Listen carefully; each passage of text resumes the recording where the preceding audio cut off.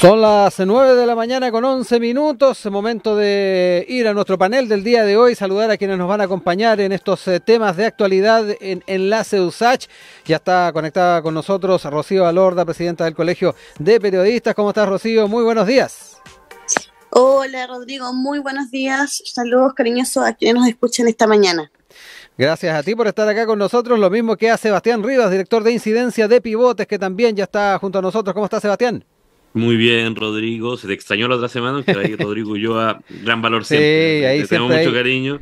Un gusto compartir contigo, con Rocío y con todos los auditores de Enlace USACH. Ahí apoyando siempre Rodrigo Ulloa cuando se necesita ahí efectivamente que nos acompañe en la conducción acá de Enlace USACH. Oigan, antes de irnos a los temas de actualidad, les hacemos además o les planteamos el tema del día que tiene que ver efectivamente con este tema que se presentó el día de ayer, o este proyecto de ley más que nada que establece límites a los narcofunerales. El presidente ahí también hizo su intervención en el marco de este proyecto de ley, dijo que no vamos a naturalizar la cultura narco ni que se inserte en la vida cotidiana. En eso hizo bastante hincapié el mandatario, las implicancias que tiene para algunas zonas de nuestro país que se ven afectadas por estos funerales, y ya lo decíamos, se apunta a restringir aforos y que se lleven a cabo en un plazo de 24 horas. Es parte de lo que se establece en este proyecto de ley. Les dejo también la opción de poder comentar esto para ir motivando además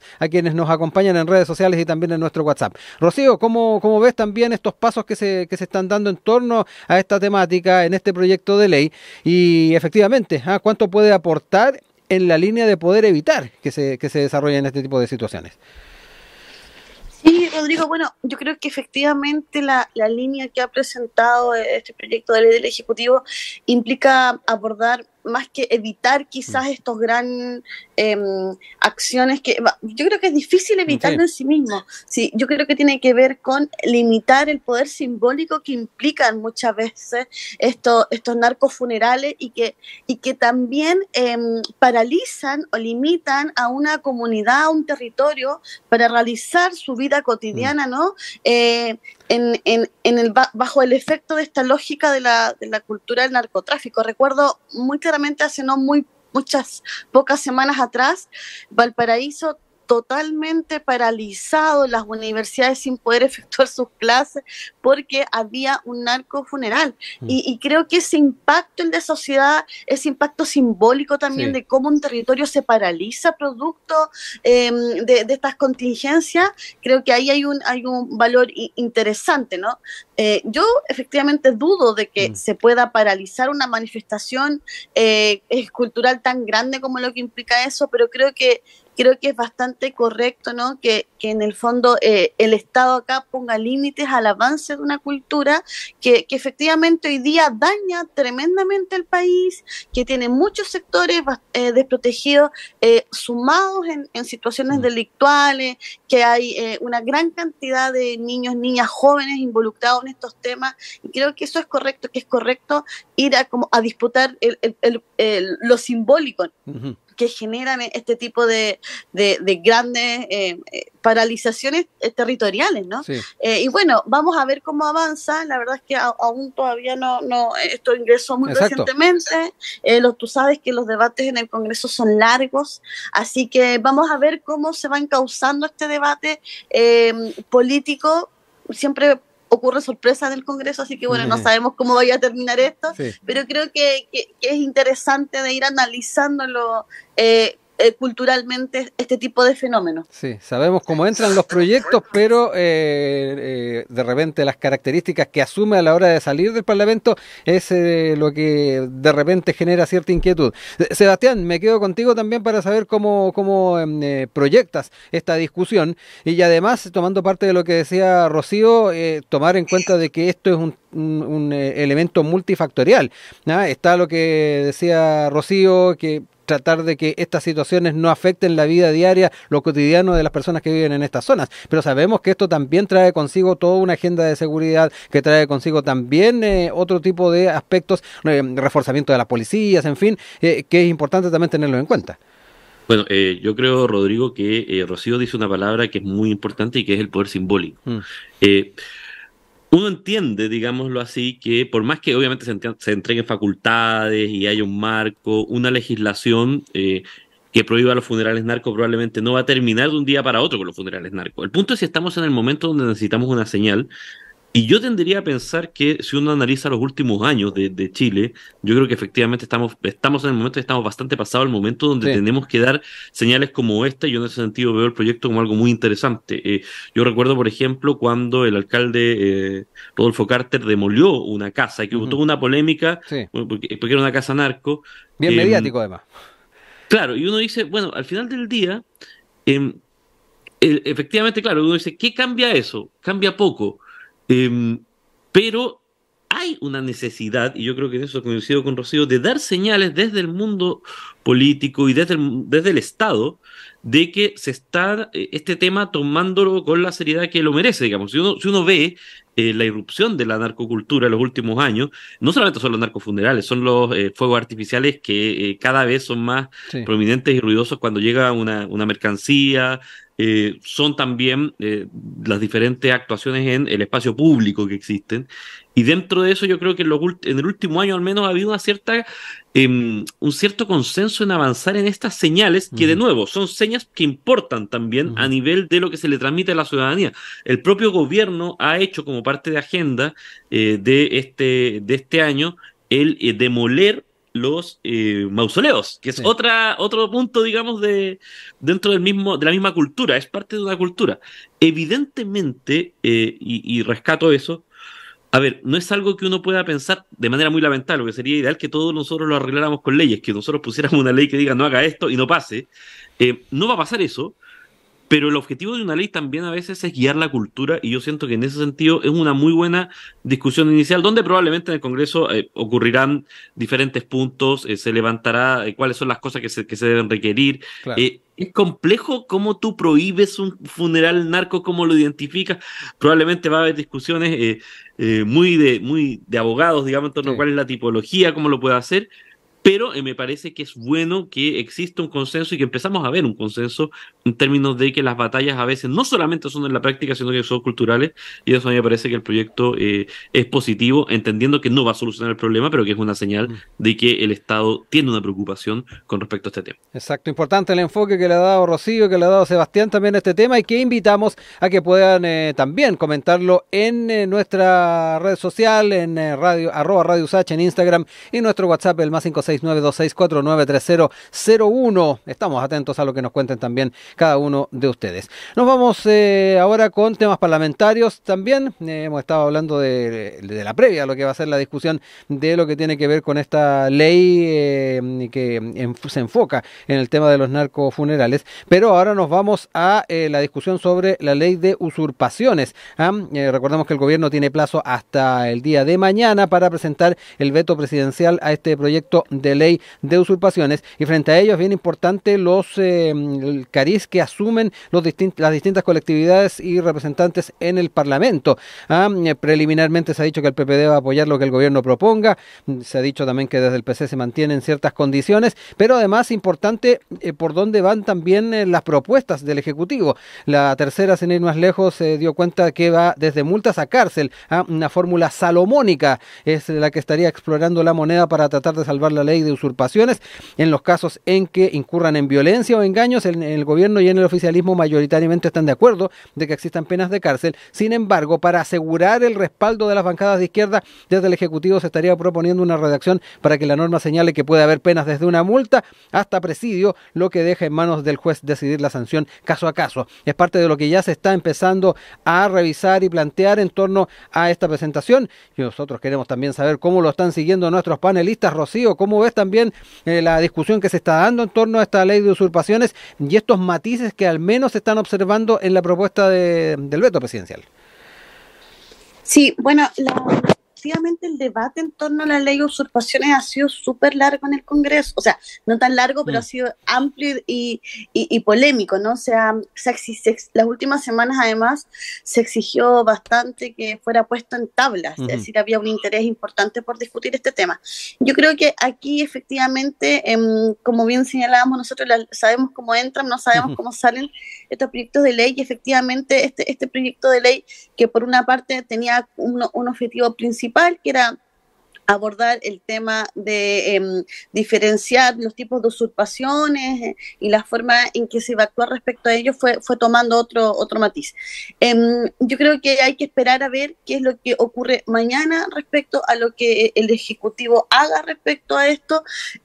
Sabemos que, por ejemplo, el Partido Comunista fue al Tribunal Constitucional por el tema de legítima defensa privilegiada, ¿no? Porque ahí también uno de las grandes tensiones que hoy día se está dando es justamente no agudizar conflictos en situaciones de toma, ¿no? Es decir, que efectivamente esto logre cumplir el objetivo, que es, por una parte, resguardar un terreno, ¿no? La propiedad privada, pero no avanzar a un conflicto que podría llegar a situaciones complejas entre quienes defienden y quienes van a la búsqueda de esos terrenos.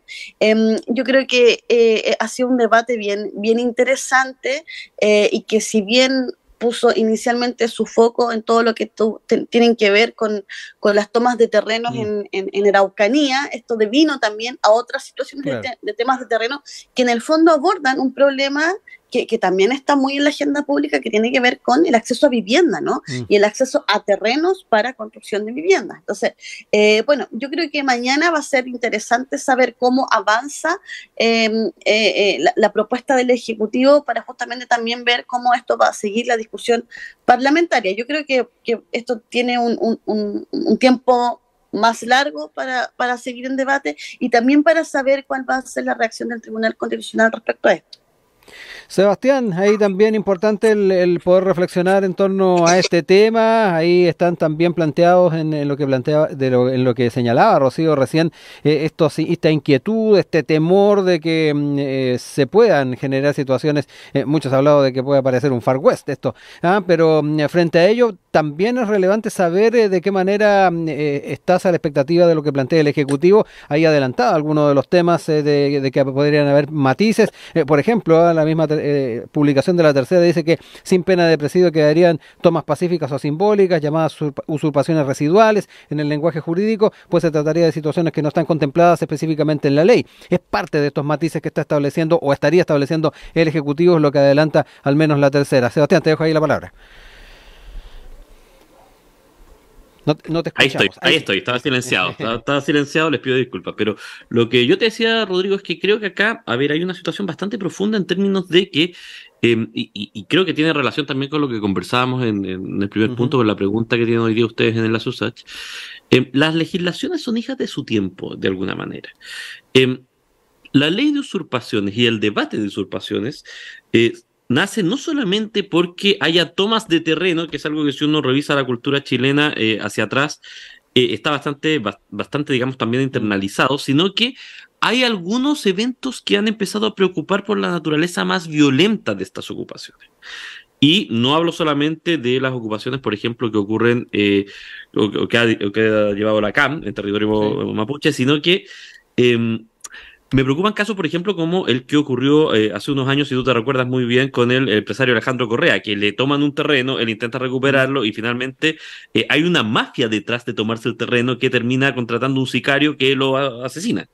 Estamos hablando de que hoy día hay organizaciones finalmente que tratan de rentabilizar estas situaciones, que es muy distinto, por ejemplo, de lo que ocurría antes, incluso que habían grupos sociales que se tomaban posiciones, se llegaba a una negociación. Entonces yo siento que en eso la ley de usurpaciones nace a partir de ese punto. Evidentemente en la tramitación parlamentaria ha habido puntos de tensión, y yo siento que, claro, ¿cuáles son las dos o tres cosas que andan dando vuelta hoy día y que me parece que son importantes que se zanjen en el debate parlamentario? Primero, el tema de cuál va a ser la pena. y cuál es la pena proporcional. Yo creo que ahí efectivamente hay un debate en términos de si la usurpación debiera ser condenada con cárcel o no. A mí me parece que es una señal potente. Yo lo veo, digamos, como algo que efectivamente puede disuadir, porque está claro hoy día que la multa no está disuadiendo y uno no sabe si es una multa mayor por el tipo de delito disuadiría o no. Existe también este punto, digamos, de cómo se aplica la lógica de la legítima defensa privilegiada, que es un punto contencioso y que se ha llevado. Y en un tercer elemento está la lógica de cómo podemos hacer para que la ley no se desnaturaliza dentro de lo que esté aprobado y además, digamos, no le quede una sobrecarga de decisión a los jueces. Nosotros a veces nos quejamos, y yo lo he marcado en este mismo espacio, de cómo todo se termina judicializando y cómo los jueces a veces tienen que fallar en cosas que terminan siendo política pública, pero para ser justo también, eso a veces ocurre porque las leyes tienen suficiente latitud para obligar a que sean los jueces los que toman la decisión.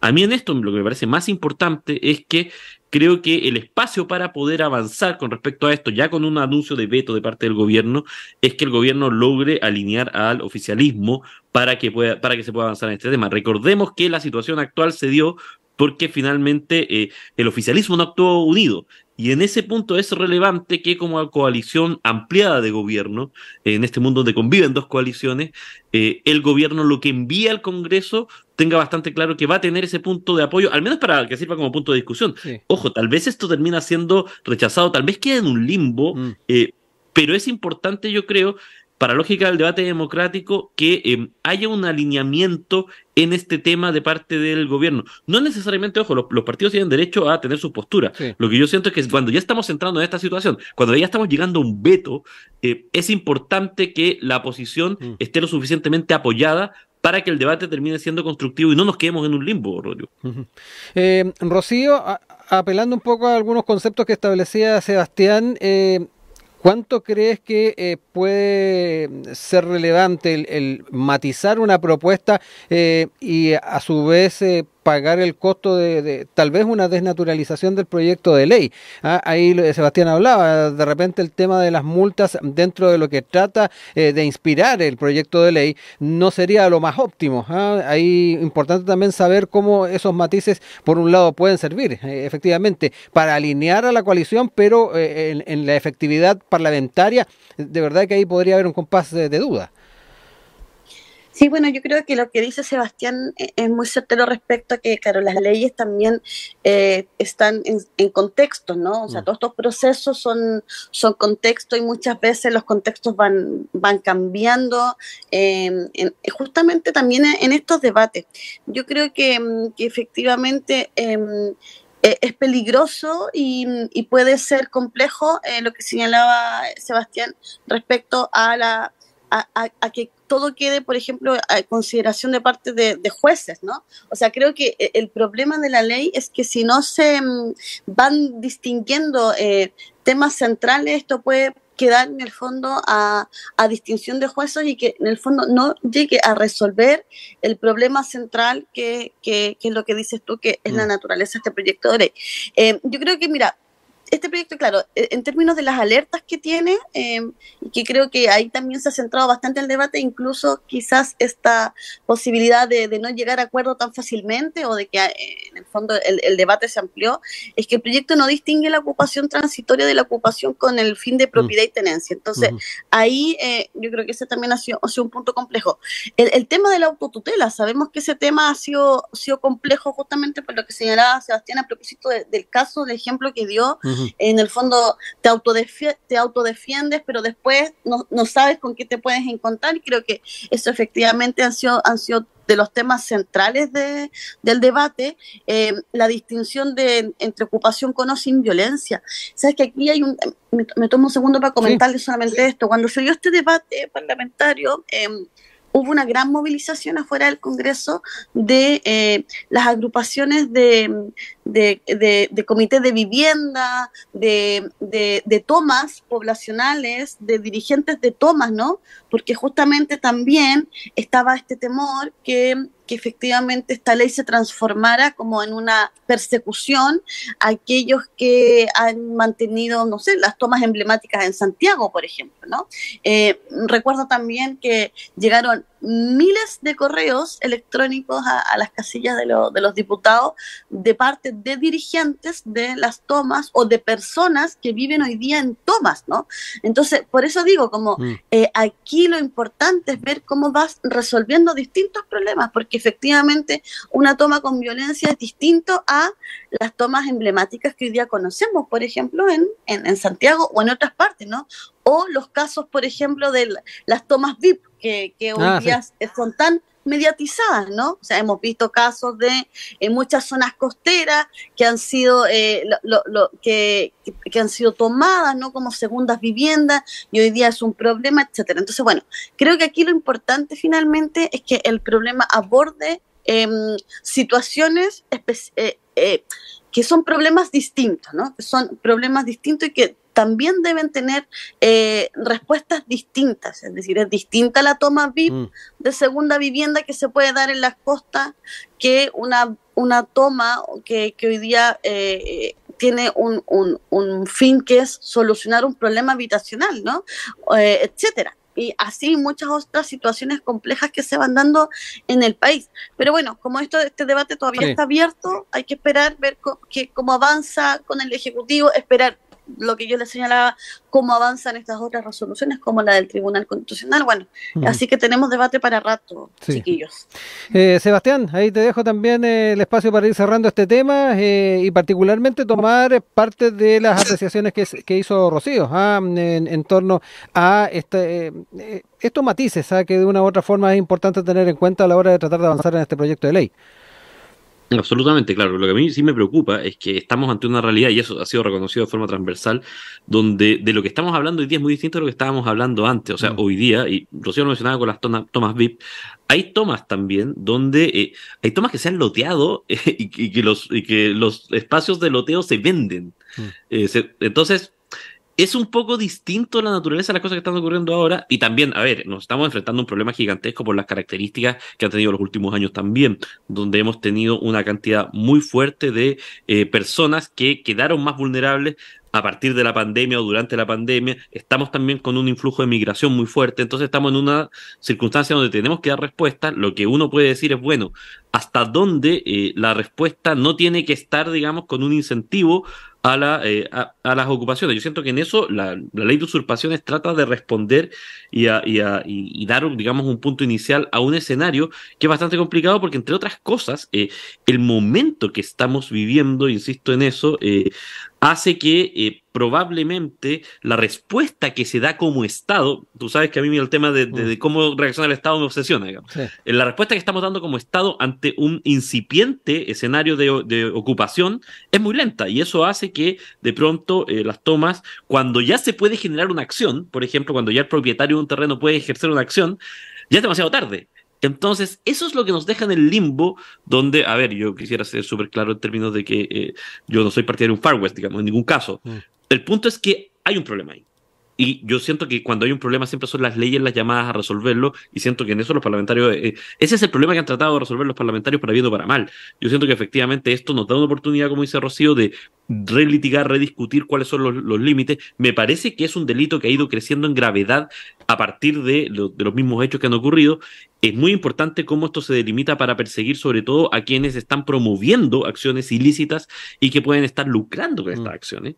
Más que aquellas personas que de alguna manera están afectadas y son víctimas, digamos, pero yo siento que acá hay un grupo, digamos, que está efectivamente lucrando con estas acciones, porque se generó esta figura como de coordinadores y que a veces como que incluso te proporcionan defensa para el terreno, y que no son las organizaciones antiguas clásicas, ojo, o sea, son organizaciones que pueden ser totalmente con un fin económico. Entonces yo siento que en eso esta discusión es bien importante, como dice Rocío, es una discusión que no se va a terminar tan rápido, y por lo tanto creo que es muy relevante y que nos pone también en el camino de la importancia de cómo el Congreso se puede ir poniendo al día con diferentes normas y diferentes leyes. A veces los hechos van bastante más rápido que la legislación, eso es normal, pero es importante también irse poniendo a tono y a tiempo para tener medidas efectivas y que a todos las reglas del juego nos den seguridad. Sí, muchas veces demasiado dinámico, incluso, Sebastián, lo que se da en el día a día respecto a lo que se está efectivamente legislando en el Parlamento. Son las 9 de la mañana con 39 minutos de regreso junto a ustedes en nuestro panel del día de hoy, junto a Sebastián Rivas, director de incidencia de Pivotes, y Rocío Alorda, presidenta del Colegio de Periodistas de Chile. Cambiamos de tema y nos mantenemos en todo caso en temas vinculados a trabajo parlamentario, porque estamos atentos a lo que va a ser la ley de presupuestos, que va a estar efectivamente siendo dada a conocer por parte del presidente en las próximas horas, y donde estamos también a la expectativa de los alcances que va a tener cada uno de estos elementos. Hace algunos días atrás, la vocera de gobierno, Camila Vallejo, adelantó que va a tener énfasis en reactivación económica, también en el ámbito social, y importante ver no solamente los alcances que va a tener, como decíamos, este proyecto de presupuesto, sino que además cuánto se recoge de los planteamientos que haga la oposición, donde se está pidiendo un fortalecimiento de la transparencia, también la eficacia en el uso de los recursos públicos, y de hecho el día de ayer la tercera adelantaba de que se alista una cumbre entre Chile Vamos y Republicanos para enfrentar este presupuesto 2024. La próxima semana debería ser ese encuentro donde se van a ir delineando entonces parte de los elementos que van a caracterizar la propuesta de la oposición. Temas que también queremos empezar a comentar con nuestro panel. Sebastián, te dejo la palabra para entrar también en esta temática e ir también buscando los caminos que efectivamente se puedan tomar en cuenta de aquí en adelante. Ya lo decíamos, cuáles son las importancias que le quiere dar el Ejecutivo a lo que es el presupuesto,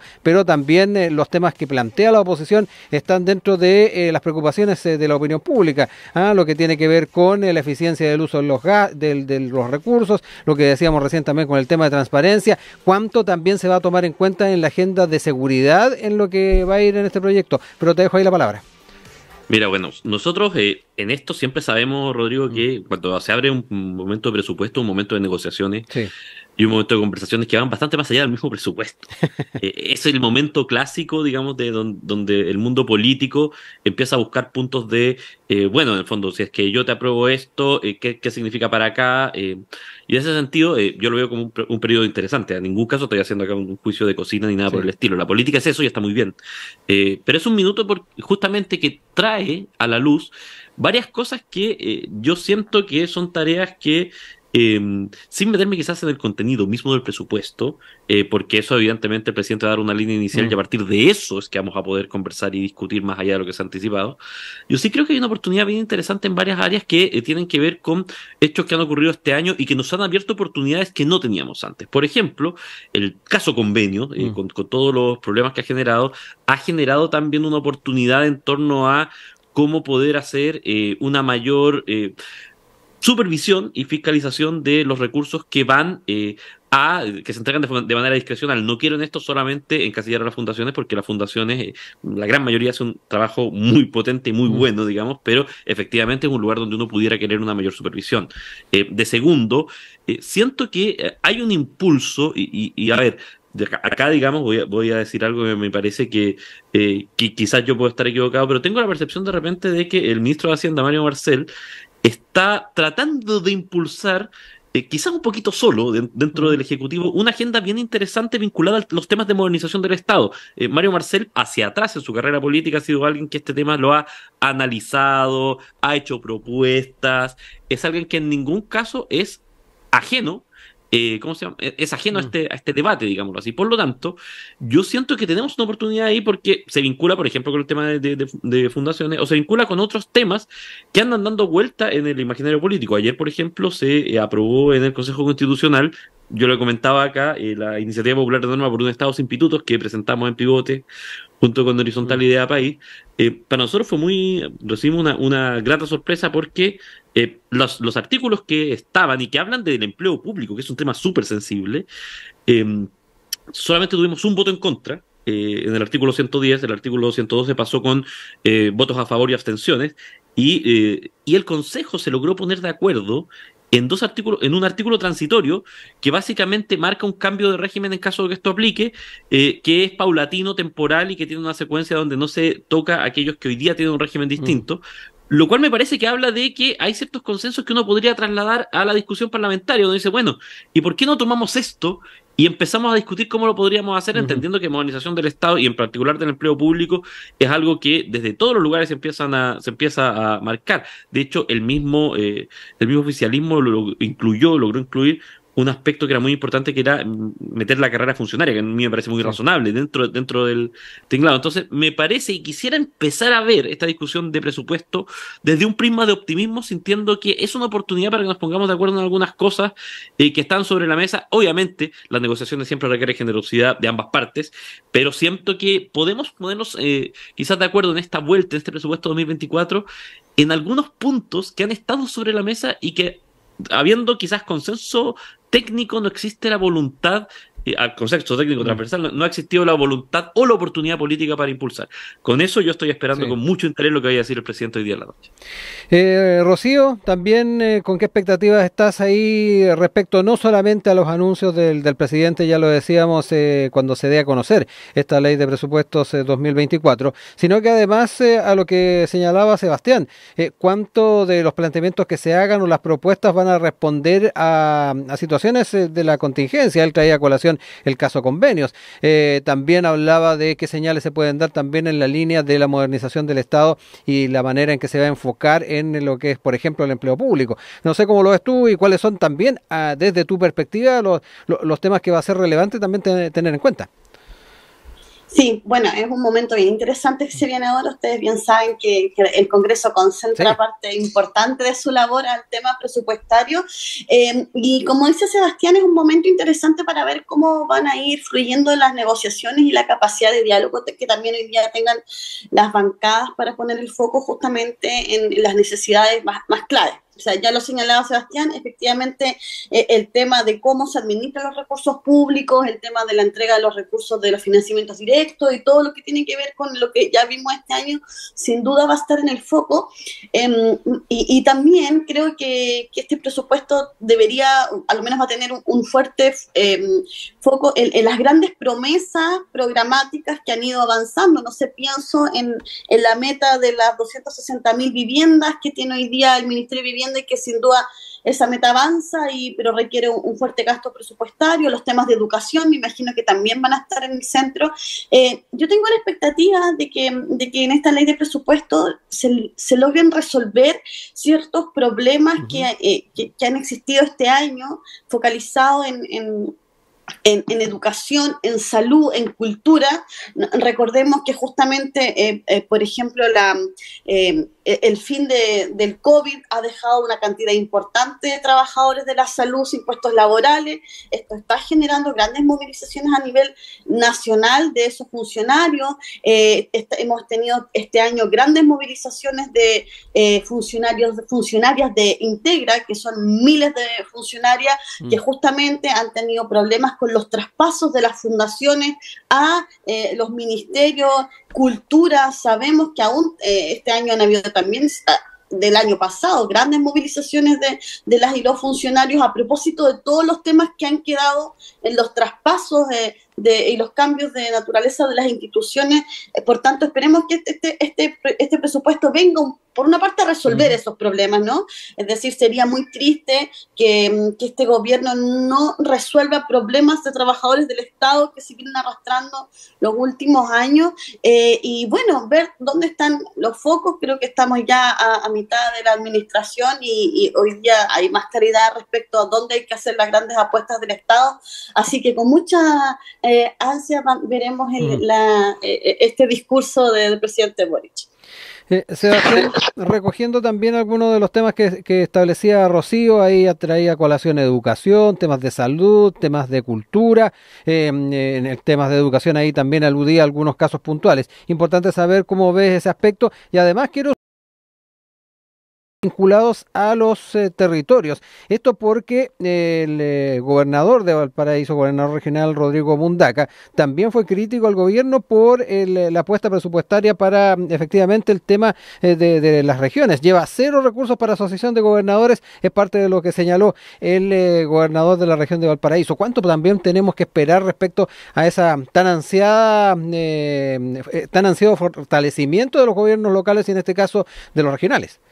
Bueno, es que ahí hay un tema que me parece que es súper estructural y que excede una ley de presupuesto, pero que efectivamente en eso yo comparto la mirada del gobernador Mundaca en un sentido. Creo, y a veces nos pasa, que a veces nosotros creamos instituciones y luego las dejamos un poco solas, digamos. Creo que con los gobernadores ha pasado eso. Cuando uno habla de descentralización, hay tres grandes aspectos, digámoslo así, que están dando vuelta. Uno es la descentralización política. El otro es la descentralización ya más institucional, administrativa. Un tercero es la descentralización fiscal. El hecho de que elijamos gobernadores habla de descentralización política. Es un muy buen gesto. Pero si no somos capaces de irlo apalancando con un efectivo entramado que permita que las gobernaciones puedan ser efectivamente agentes de cambio, vamos a quedar en un limbo. Y además, si es que no hacemos eso antes de que le podamos entregar a las regiones herramientas como, por ejemplo, cobrar tributos, que sería la descentralización fiscal, se puede generar un escenario más complicado. Y esto tiene pruebas empíricas. Cuando tú vas viendo, la Contraloría General de la República, en una de las exposiciones que hizo el Contralor Jorge Bermúdez, en las sesiones parlamentarias que lo citaron por el caso convenio, decía, bueno, aquí a nosotros hay algo que nos pareció muy raro, que era que las gobernaciones tenían hasta diciembre, ejecutaron gran parte del presupuesto 2022 en diciembre. Tenían el 30% del presupuesto no ejecutado hasta diciembre de 2022. Y eso es porque, entre otras cosas, una gobernación hoy día tiene muy pocas fórmulas de poder ejecutar presupuesto de forma efectiva. Por lo tanto, ¿qué es lo que parece más razonable? Por supuesto, pasarle los fondos a las fundaciones. Y digamos, y ahí, en el fondo, con una prisa, tratando de ver cómo podemos ejecutar, se generan situaciones más laxas. Entonces, efectivamente, yo siento que también es una discusión donde nosotros debiéramos sincerar cuánto nos importa construir y cuál es el nivel de robustez que debiéramos dar a organismos y a entidades nuevas como los gobernadores, y ya que estuviéramos ahí, también cómo debieran nacer esta gobernación. Nosotros en Pivote hemos impulsado con mucha fuerza la idea de que el empleo público debiera ser en su inmensa mayoría meritocrático, entendiendo que cada persona puede llegar con funcionarios de confianza, pero que no se entiende que uno tenga que todos los cargos lleguen siendo funcionarios de confianza, porque ahí se pierden un montón de cosas, se pierde la trayectoria, se pierde la historia que tiene cada persona. Entonces, yo siento que, por ejemplo, en eso, las gobernaciones podrían ser un punto de interés, de poder partir algo que no tenga los vicios iniciales, que tenga una visión más fresca, quizás la visión que está más compartida, pero efectivamente, claro, para eso se necesitan recursos. Y esa es una conversación de confianzas muy relevante que siento que, entre otras cosas, se da en los momentos de presupuesto. Yo siento que, ¿cómo vamos a encarar el tema de las gobernaciones, la descentralización y estas nuevas instituciones? Va a ser uno de los temas que nosotros vamos a estar mirando con interés. Rocío, también para ir cerrando el panel del día de hoy, ahí nos quedan todavía unos minutos para ir entrando en los diferentes temas. Hablamos un poco también del aspecto regional, de las inquietudes que plantean gobernadoras y gobernadores. ¿Lo ves también como un tema relevante, como lo plantea Sebastián? Y efectivamente tratar de subsanar esta suerte de abandono que muchos, tal vez, gobernadores y gobernadoras pueden observar. Yo creo que efectivamente, como dice Sebastián, no tiene sentido, o sea, creo que es muy valioso y muy importante siempre dotar de institucionalidad para fortalecer el Estado, pero si esa institucionalidad no tiene recursos para ejecutarlo, efectivamente son ámbitos que entorpecen más que fortalecen al Estado. Yo creo que efectivamente a nivel regional hay muchos ámbitos que hay que seguir fortaleciendo, sobre todo presupuestariamente, es decir, nosotros tenemos como esta concepción del Estado fuerte en las grandes urbes, pero efectivamente Chile, con lo disperso geográficamente que es, necesita Estado regional, descentralizado muy fuerte. Nosotros ponemos fuerte foco de análisis en lo que pasa en el norte que aún ha tenido una crisis hídrica profunda, donde se estén preparando con mucho temor para el inicio de la primavera-verano, ya que si bien en la zona central enfrentamos toda esta acción climática con muchas lluvias, en el norte llovió muy poco, entonces ese es un problema que está afectando fuertemente al mundo rural y donde efectivamente hoy día se necesitan recursos para resolver esos temas, es decir, la crisis del agua, la crisis de generación de alimentos para personas, pero también para ganado, no es una cosa que se resuelve con discurso, ¿no? Es una cosa que hay que poner recursos públicos, ¿no? Entonces, bueno, ahí hay un tema central que se espera justamente que el debate de la ley de presupuestos también vaya a priorizar a los sectores que hoy día están con grandes situaciones de vulneración, porque los temas centrales no están solamente o exclusivamente dados, por ejemplo, con los grandes temas que se toman en la agenda pública, como es los temas de delincuencia, es decir, esos temas efectivamente existen, están, se afectan en las grandes ciudades, bueno, lamentablemente hoy día se ha ampliado no a las grandes, sino también a las pequeñas, pero también hay otros problemas que necesitan acción del Estado, ¿no? Sequía, por supuesto, es decir, la sequía es una situación que está en todo el norte, grande y chico, y que hoy día nos está preocupando fuertemente, sobre todo en los sectores rurales, y creo que efectivamente ahí el Estado también tiene que dar más señales respecto a que los recursos no pueden estar solamente con una mirada centralista o una mirada muy urbanista, sino que tiene que ir a mirar a estos otros entornos, ¿no? Mundo rural, pueblos originarios, etcétera. Así que bueno, esperemos que también esta señal que dé el Ejecutivo esta semana permita resolver situaciones que están hoy día viviendo en los territorios y que lamentablemente se proyectan los próximos meses como meses muy duros y muy complejos para esas comunidades. No me queda más que agradecerle a Rocío Alorda, también a Sebastián Rivas, que nos hayan acompañado en el panel del día de hoy. Ya tendremos, tal como decíamos, claro el panorama luego de que el presidente dé a conocer este proyecto de presupuesto 2024 y ya tendremos oportunidad también en los próximos días de poder ahondar en algunas de esas temáticas. Les dejo un abrazo a ambos, Rocío, Sebastián, y nos estamos reencontrando pronto. Que estén bien. Que esté muy bien, Rodrigo. Que esté muy bien, Rocío. Chao, nos vemos. Gracias a todos.